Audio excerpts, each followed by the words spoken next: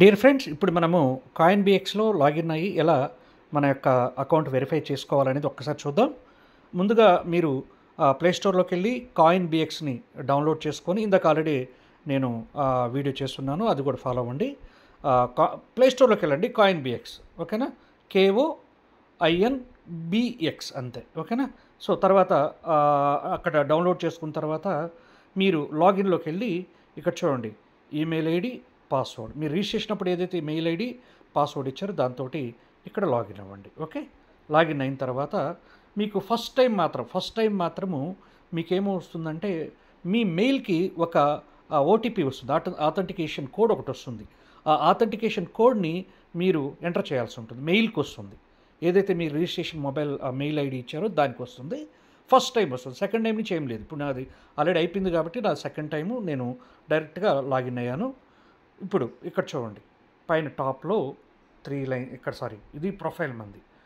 టాప్లో ఆ ప్రొఫైల్ని టచ్ చేయండి. టచ్ చేస్తే ఇక్కడ మన యొక్క వెరిఫై అకౌంట్ ఉంది కదా, ఇక్కడ చూడండి వెరిఫై అకౌంట్. ఈ వెరిఫై అకౌంట్ టచ్ చేయండి. ఇక్కడ మీకేంటంటే మీ యొక్క ఆధార్ వెరిఫికేషన్ ఉంటుంది, పాన్ వెరిఫికేషన్ ఉంటుంది, తర్వాత సెల్ఫీ, ఈ 3 అడుగుతుంది. ఆధార్కి వచ్చేసరికి మీరు ఆధార్ నెంబర్ ఇచ్చిన తర్వాత మీకు ఇక్కడ ఏంటంటే ఓటీపీ వస్తుంది. ఏదైతే మీ ఆధార్కి మొబైల్ నెంబర్ లింక్ చేస్తున్నారో ఆ మొబైల్ నెంబర్కి ఓటీపీ వస్తుంది. ఇక్కడ మీరు రిజిస్ట్రేషన్ ఇచ్చే మొబైల్ నెంబర్కి ఆధార్ వెరిఫికేషన్కి సంబంధం లేదు.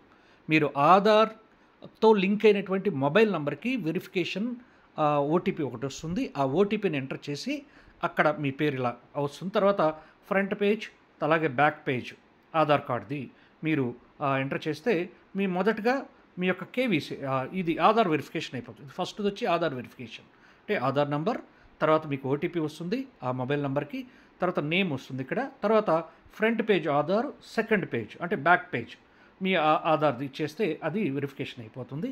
తర్వాత ఏంటంటే ఇక్కడ రెండోది వచ్చేసి పాన్ కార్డ్ వస్తుంది. ఆ పాన్ కార్డ్ కూడా మీరు మీ పాన్ నెంబర్ ఎంటర్ చేయగానే మీ పేరు వచ్చేస్తుంది.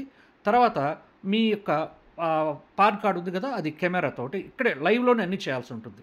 దాన్ని మీరు ఫోటో తీసి తర్వాత అప్లోడ్ చేయాలి, అది రెండో ప్రాసెస్. నెక్స్ట్ సెల్ఫీ, మూడవది వచ్చేసరికి సెల్ఫీలో ఏం చేయాలంటే మీరు మీ ఫేస్ బాగా కనిపించేటట్టు మీ ఆధార్ కార్డు కూడా మీరు చేత్తో పట్టుకొని అప్పుడు సెల్ఫీ తీసుకోండి. అర్థమైందా?